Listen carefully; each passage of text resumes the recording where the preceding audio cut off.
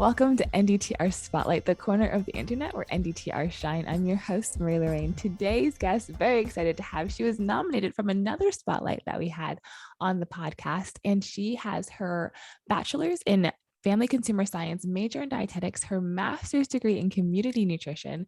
She is an NDTR currently, and she has her certification as a certified lactation consultant.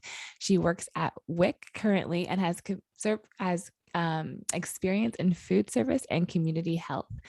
And she is currently doing the WIC Dietetic Internship. So if you're not aware, WIC has an amazing opportunity that only a few people get to experience where they have their own internship. And Amanda has all the ins and outs of what it's like actually getting into the internship and doing the internship. So if you're interested in WIC and that WIC Dietetic Internship, this is the spotlight to listen to. Or if you're an NDTR and you're thinking about transitioning to a dietitian credential, also, this is definitely one for you to hear. So without further ado, let's meet our guest today, Amanda.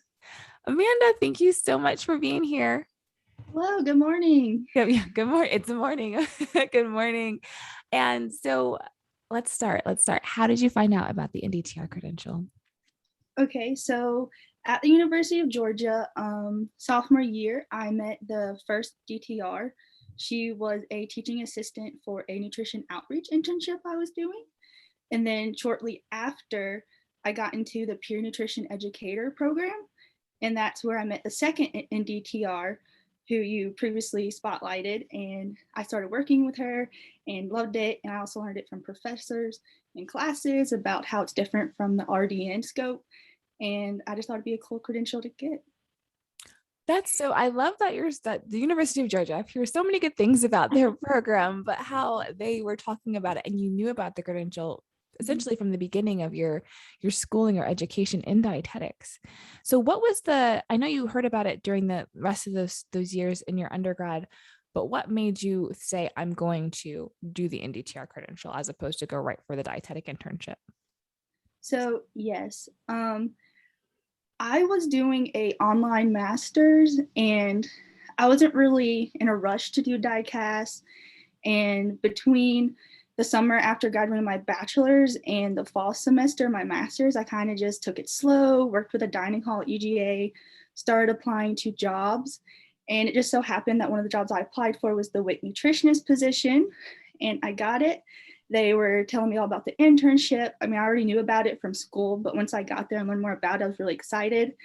And the main reason I got the NDTR was to, I hate to say it, add points to my internship application, because there's no real spot for NDTR in the world of WIC. It's either you're a nutritionist or a registered dietitian. There's no NDTR pathway to follow. That is so interesting for you to say that. I like that you took the time. There's so much like of a rush to try and get everything done and just get those credentials, but the experience you gain and taking your time is just less stressful. And then you found WIC in this opportunity. So were you interested in WIC, or was it just the job that opened up? And what was your experience in the application process for that job? So yes, I always loved the pediatric world, working with kids. And it was just a wonderful opportunity to take. I don't think I was expecting to go into WIC when I first graduated. It kind of just happened, and I've been loving it since. I've been learning more about breastfeeding, nutrition for pregnant women, postpartum, children, even infants. Also, all different physical activities, screen time recommendations, all their milestones they're supposed to hit, which was extremely helpful because right when I was hired, my sister just had a baby girl. So just having her growing up in the background kind of pushed me further to learn more and help my clients out with their children. Yes, that's such a good positive spin on WIC, because sometimes people think WIC is like, oh, that's just the backup job, but it isn't. There's so much that you can learn and so much you can do as a WIC nutritionist. And you have your CLC. So what was the process in getting that credential, and how is that enhancing your practice or what you're doing at WIC? Yes, so with the district I work in the Athens district. I am housed out of Jackson County.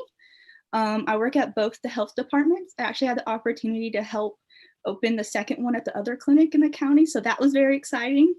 But with the Athens district, after a year of employment, they give you the opportunity, if budget allows, to take this course. and they actually give you an 8-hour workday for you just to do your studies, and they have someone else in the district come cover for your clients. So it's not like you're stressed out. So you can watch the videos because it's an online course. We watched videos, took the practice test, and finally took the exam all on like work hours. So we didn't have to do any extra outside unless we wanted to. That's like my favorite thing about WIC. They just give you so much. They're like always like learn more things, learn more things. And so what is the certification lactation consultant? What can you do with that? Why would someone want to get that credential? So it does like broaden your scope of what you can like practice and teach with breastfeeding. We have like breastfeeding peer counselors at the office, but their scope is limited. So the CLC is the next scope up, and we're able to work through more problems mom may be having, talk more with her about breastfeeding, position, latching. But even there's another person above my scope, and we have a contracted IBCLC out, and she can even help the moms even further. So I'm kind of the stepping stone in between our peer counselors and our top dog IBCLC. Yeah, and you're right there for all of the moms. We're talking about pediatrics, we're talking about breastfeeding, and we haven't talked about breastfeeding on this podcast yet, but it's such an important stage in people's lives for development and so nutrient rich. So like, what have you seen? What have you seen with working with mothers and breastfeeding? Is there an education for, or like what is needed to promote breastfeeding and where you're working, what you see? So yeah, so we try to hit the prenatals really hard when they come in as a prenatal mom, because a lot of them may not be aware of it. They may not have seen it before in their family because they're used to formula feeding. We have other barriers as maybe mom, or I mean not say mom, the grandma or dad doesn't want them to breastfeed, so we have to work through those barriers and challenges. The most common fear we see is it going to be painful? Is it going to be worth it? It's another one. Going back to work, because our population is low income, so they have to go back to work as soon as possible. So that's another major concern. But we have so many promotional services in our district, which is one of our peer counselors. You have the CLCs. You also have the pump loan program. So we're able to like loan out a hospital grade pump, and they can use it as long as they're breastfeeding. And we do monthly checkups to see if the pump's still working. We make sure that, like I said, it's still working. And if they aren't using it anymore, they can return it. We have different prenatal classes. However, they've been kind of cut off because of COVID.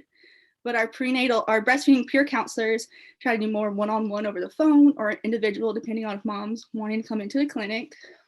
But we have all these great different services. And on top of all those, once mom has baby, they're able to keep their WIC services longer if they're breastfeeding, up to a whole year rather than 6 months. So having all this information shared with mom, it kind of helps promote breastfeeding. But we always try to go back to the basic of breastfeeding rather than all the special foods they could eat, the drinks they could have. It's more about learning the skin to skin, breastfeed often, breastfeed early, the golden hour. So just letting mom know about all the breastfeeding information rather than all these like myths that they can increase their milk supply with. That is so encouraging, because breastfeeding is like just not as accepted right now, or I mean it's slowly coming up, but like the formula was so big for a while. And so it's so nice that WIC is really, and what you're doing at WIC is coming alongside. I'm like, no, like breastfeeding is good, and like all the misinformation that's out there on the web, they can come to you and you can put them in the right path for breastfeeding. So you're working at WIC, and then this WIC internship comes up. Where did that start to become a reality for you? Well, it kind of all happened really fast. I knew it was coming. I graduated with my master's, and then when I went into my Ndtr Credential, got it, and then my CLC. And in between all of those credentials, I actually got injured at work from workers' comp. I had to go out for surgery. And all in the background of that, I was opening that second clinic, or helping open it. I had a practicum student. We had a new nutritionist come in. I was helping train her. And like in between it all, I had to go out for 6 to 8 weeks for my surgery. And when I was out on surgery, I actually had to go to district during that time to make sure my application was turned in. And when I passed off that brown envelope to my nutrition service director, I was like, wow, it's it. I don't know how I did it, but I got here. Wow, you have like everything against you with work just coming up, and oh my, and the surgery. That is crazy. But I do want to say it's amazing that you had so many opportunities for leadership in WIC. with like the training and the new place. So you handed, what was the application process like for the WIC internship? Is it like DICAS or is it different?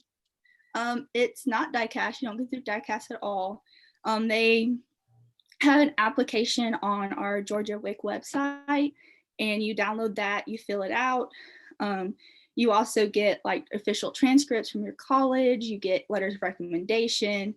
But the biggest two pieces is your personal statement and your internship project, which took the longest, which I had to finish all this up before I went out for surgery. So that was even more stressful because the application is due the last day of March each year, and my surgery was March 15th. So like I had to even get finished like 2-3 weeks earlier. Oh So, my goodness. Wow. What was the internship project? What was that? Can you explain that? yeah, so each internship project is different per applicant. It's up to the applicant's choice and their nutrition service director or their preceptor. Um, so my topic was what the clients wanted to see changed in their food package and how it would affect obesity rates. So I would pass out a survey and how they felt about how much milk they were getting, vegetables, fruits, cheeses, like all the different foods they could get.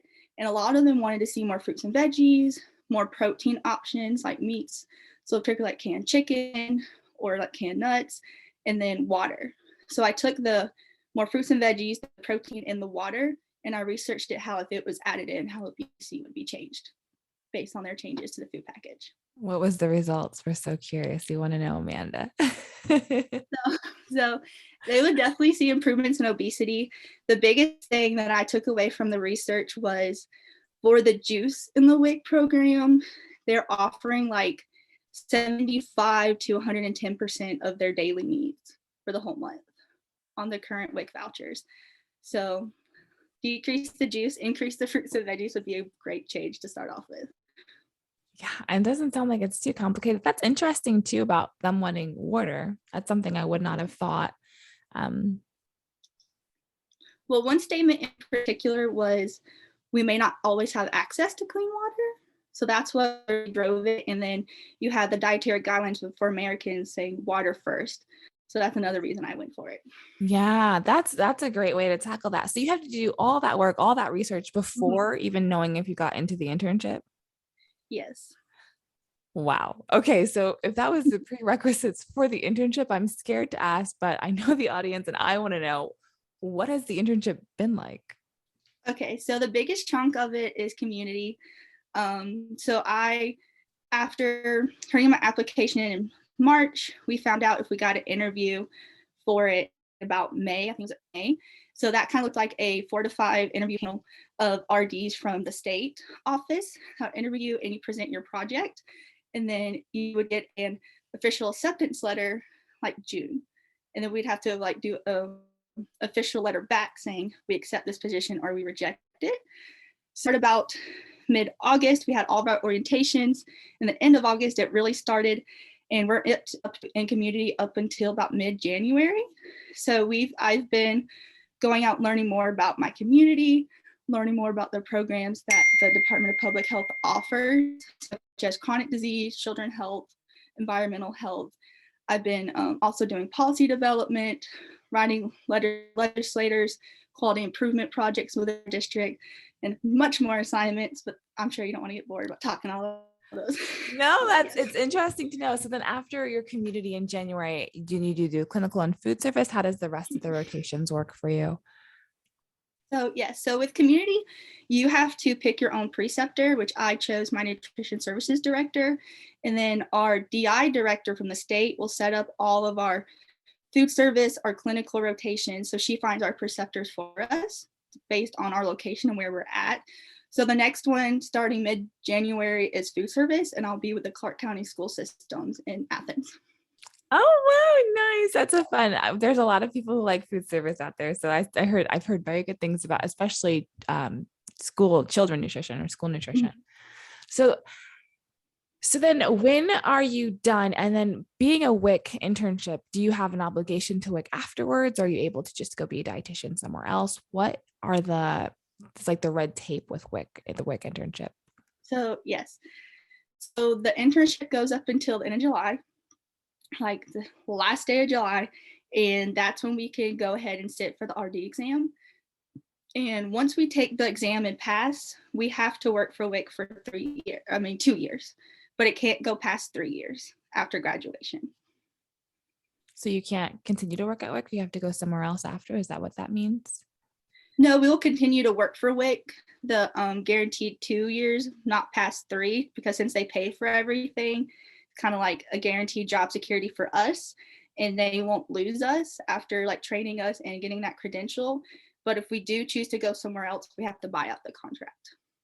Oh, okay. Well, that's, I mean, if you like WIC, I feel like that's like totally job and not being in debt from the internship. And then you'll have your RD, your MS, your CLC. You'll just be like set with everything, which is so exciting. Are you looking forward to working at WIC now as a dietitian when you become a dietitian? Absolutely. When you become a dietitian, you get so many more opportunities. There are certain RDs in our district that have like their special projects. One's a nutrition task manager who like creates all of our nutrition education for our group classes. There's another one that had county supervisor. There's 2 county, and she supervises over them. We have others who are just for like breastfeeding, helping with breastfeeding resources and projects. So I'm looking for gaining on another responsibility and opportunity to help our clients. So you can essentially specialize, it sounds like. In a way, yes. Yeah, because either the nutrition or the classes and you can really just pour into that. I mean, it's all pediatric, so it's like you already are specialized, but to kind of find your own little lane. Okay, so you mentioned that dietitians kind of have that like specialty or that focus of the job. So when you become a dietitian and you are working at WIC, what do you want your project or your focus to be outside of seeing clients? So yes, I already talked to my nutrition services director about this. I really want to highlight more nutrition, breastfeeding education on social media, because right now we only have a Facebook page as well as our district page. And when I was reviewing our district page for a project, there's like no breastfeeding information on it, which I was like, what?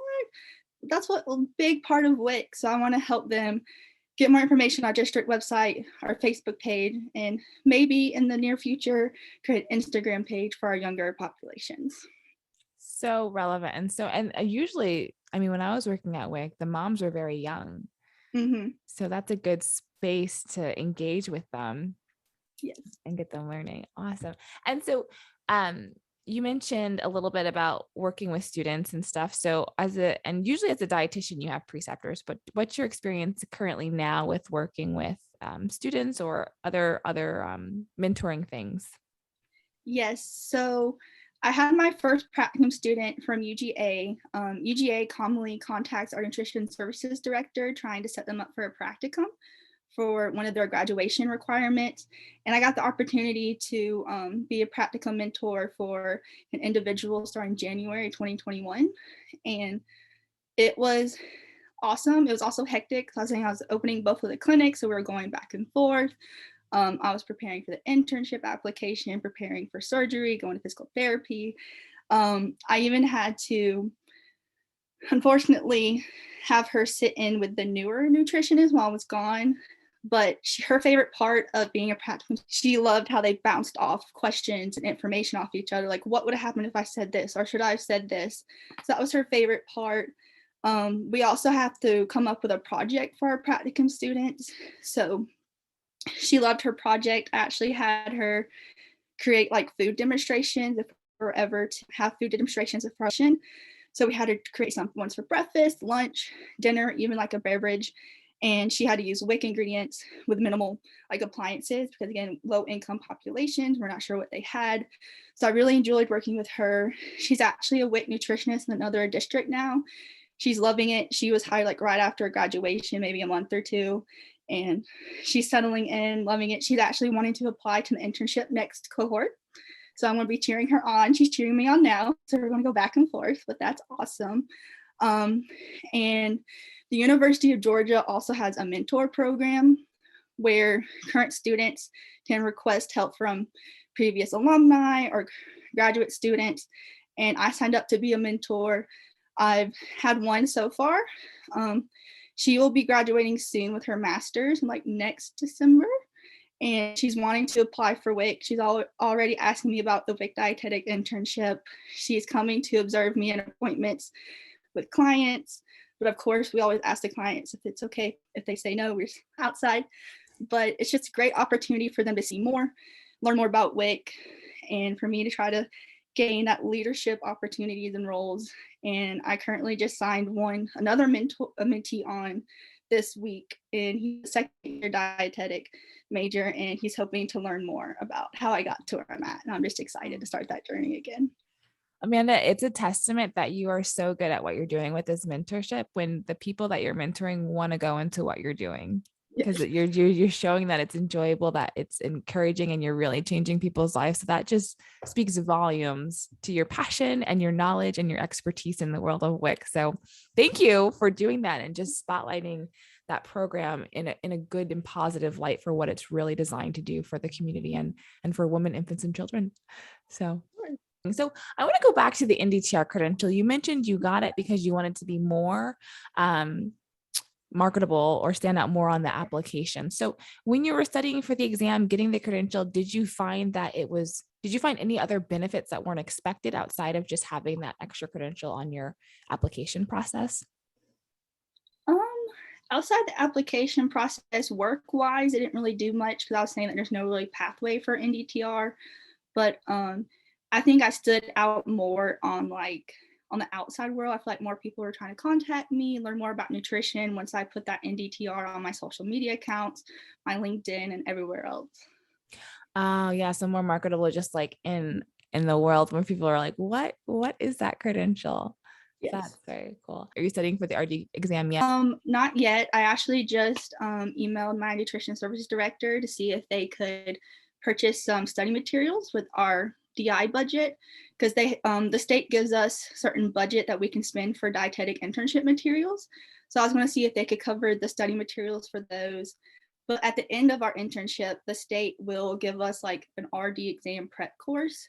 So every intern gets that. So hopefully that the materials I get from my services director and the course from the state will help with the exam scores. So it's a lot of work to get into the internship, but it sounds like they do take care of you, which is very, very nice. And so when you were in NDTR, did you find anything that was frustrating or annoying? We talked about the positives of having that credential. Anything that came up that was just a little bit like, oh man, I wish there was a little bit different about this credential? I guess the only frustrating part for me that I experienced was, I don't know if you remember working with state orders for WIC, where we had the order special formula for certain children.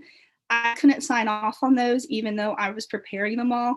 They still had to be approved by the RD and one of the RDs in our county, our district. So I was like, dang. But that was a little frustrating. But outside of that, that's probably the only thing. Yeah, no, I relate to that so much because I was an NDTR at WIC and there was things I couldn't do. And I was like, oh my gosh, I want to be able to do them. And it pushed me to become a dietitian. But yeah, so that's definitely relatable. And so what did you use to study for the exam for the NDTR credential? Yeah, so I got some study books off of Amazon and flashcards. I'm going to be honest, I don't think I studied them as much as I could have because I was also working on my CLC. But every now and then between clients, I'll just pull out some flashcards, look over a section real quick, put it away. I may have done some like an hour or so every other night and kind of prepare. But like the day or two before the exam, I took off work and I focused primarily on those calculations. So I felt like that was the hardest part to remember. Yeah, those they're simple, but like if you don't remember the formula, it's like, and there's so much food service on the NDTR exam. Yeah. There's some on the dietitian, but a lot more for the NDTR. Is there anything else that I did not ask you that you want to share and let people know out there, because you are just a wealth of knowledge? The other thing I could possibly talk about is I did a double dogs program, which means that last year of our undergrad, I was working both towards my bachelor's and my master's. So not only did I save time on getting my master's, but I also saved money. So how does that work? Can you explain that to us? So at the University of Georgia, I don't know if it's other schools or universities, but we had to like apply to graduate school and be accepted into this double dog pathway. And so how that looked is, even though I was signed up for graduate courses my last year of undergrad, it was basically the same course that the undergrad students took, but I had an extra research project or an extra assignment differentiating the two courses, and we would just present that to the class. But it definitely only took me an extra year to get my master's, which I did mine online. However, some could be in person, and I had friends that graduated a semester before me with their master's, so they had only one extra semester of school. Wow. So you accelerated the process for the master's and that, which is you're going to need the master's for the dietetic. That's a great opportunity that school offers. And then that you took advantage of it. That's saves money and time. That's amazing. So is there anything you'd like to share specifically with the Ndtr audience before we close out this spotlight, Amanda? So yes, I want to say don't rush things, really experience your Ndtr RDN, because everyone's journey is different and that's beautiful. You can have so many different steps from another person, but still reach the same goal. Yes, I love that you said that. And we were talking even before we started recording just about all the different journeys of who Amanda knows with becoming an Ndtr, becoming a dietitian, and every journey is so unique. Amanda, how can people find you online? Shout yourself out. They could definitely follow me on Instagram or Facebook at True Roots of Nutrition. I'm also found on LinkedIn. I also have a WIC website, that's WIX. But yeah, all my information's out there. If you ever want to message, email, just contact me and I'll try to help you the best I can. Awesome. And I'll put all that information down below. And I have to just give you a quick shout out. When I like to follow Ndtrs on Instagram, and I found you before Mariah nominated you, and you had the coolest plaque with your name and then the Ndtr credential, and it was like it was beautiful. I was like, and I shared it on the story because I was like, this is the Ndtr level I want to be on. So thank you for having that and posting it. And so definitely check Amanda out online. And that is all we have for you guys today. Thank you so much for watching, listening, and I hope you can subscribe, like, and again, follow Amanda online, and we'll see you in our next spotlight.